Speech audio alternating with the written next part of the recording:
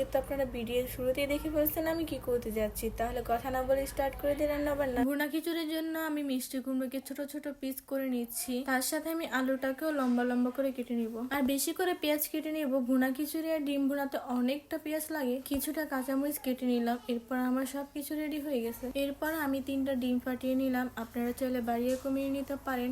এখানে আমি আমার ফ্যামিলি অনুযায়ী হিসাব করে নিয়েছি। এর মধ্যে কিছুটা লবণ দিয়ে ভালো মতো মিশিয়ে দিয়ে দিলাম গুঁড়া মশলাগুলো। সব মশলাগুলো ভালো মতো মিক্স করে নিব হাতে। তারপর একটা চুলায় কড়াই বসিয়ে কিছুটা পানি দিয়ে দিব। তারপর পুডিং এর বাড়িটা এটার মধ্যে সেট করে দিব, ঢাকনা দিয়ে ঢেকে দিব। ডিম সিদ্ধ হতে হতে এখানে আমি চাল ডাল একসাথে ভালো মতো পানি দিয়ে ধুয়ে নিব।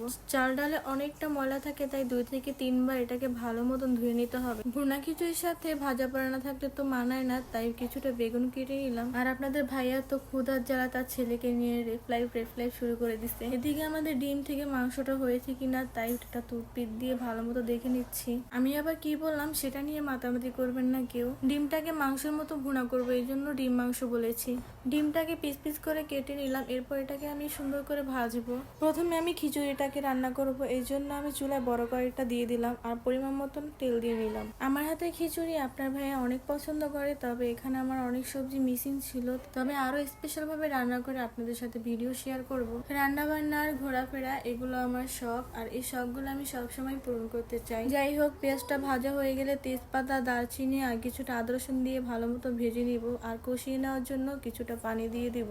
এই হলো আমার গুঁড়া মশলা। এগুলো আমার ননদ সাজিয়ে দিচ্ছে, ও সবসময় আমার রান্না হেল্প করে। ননদকে বিয়ে দিয়ে দিয়েছি, কিছুদিন পর তার শ্বশুর বাড়ি চলে যাবে, এরপর কে আমার রান্না হেল্প করবে। যাই হোক, ভালো মতো মশলাগুলোকে ভাজা ভাজা করে নিলাম। এরপর মিষ্টি কুমড়া আর আলু কুচিগুলো দিয়ে দিচ্ছি। এগুলোকে প্রথমে আমি ভালো মতো কষিয়ে নিব, পরে চাল ডাল দিয়ে দিব। এরপর বেগুনের ভিতরে আমি সব ধরনের মশলা দিয়ে ভালো মতো মাখিয়ে রাখবো, যাতে বেগুনের মশলাটা ভালো মতো লাগে। কিছুটা লবণ, কিছুটা হলুদ মরিচের গুঁড়া আর কিছুটা ধনিয়া গুঁড়া দিয়ে ভালো মতো মাখিয়ে রেখে দিলাম। এদিকে আমার মিষ্টি কুমড়া আলু ভালো মতো কষানো হয়ে গেছে। এখন চাল ডাল দিয়ে দিব, তারপর ভালো মতো ভাজা ভাজা করে নিব।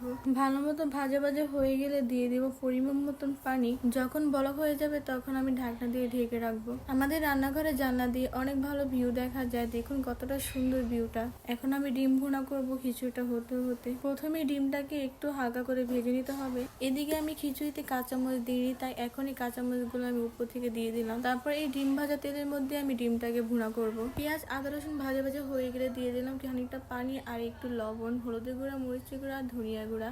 এগুলো দিয়ে ভালো মতো ভাজা ভাজা করে নিলাম। ডিমগুলো রান্না করার জন্য পর্যাপ্ত পরিমাণে পানি দিয়ে দেবো। এরপর এই পানিটা ফুটে আসলে দিয়ে দেবো ডিমগুলো। আমার খিচুড়ি রান্না প্রায় শেষ। পেছনে কিন্তু সবগুলো দাঁড়িয়ে দাঁড়িয়ে খিচুড়িটাকে দেখছে, পারে না যে এখনই খেয়ে ফেলতে।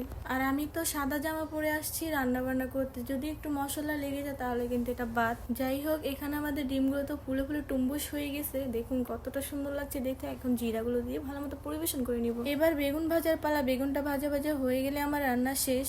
একটু সময় নিয়ে বেগুনটা ভেজে নিলাম। এখন আমি সুন্দর করে এগুলো পরিবেশন করব সবার জন্য। ডেকোরেশনের জন্য আমি একটা বাড়িতে কিছুটা খিচুড়ি দিয়ে তারপর প্লেটে সাজিয়ে ডেকোরেশন করব। এই হইলো ফাইনাল লুক। দেখুন কত সুন্দর আর ইয়ামি লাগছে।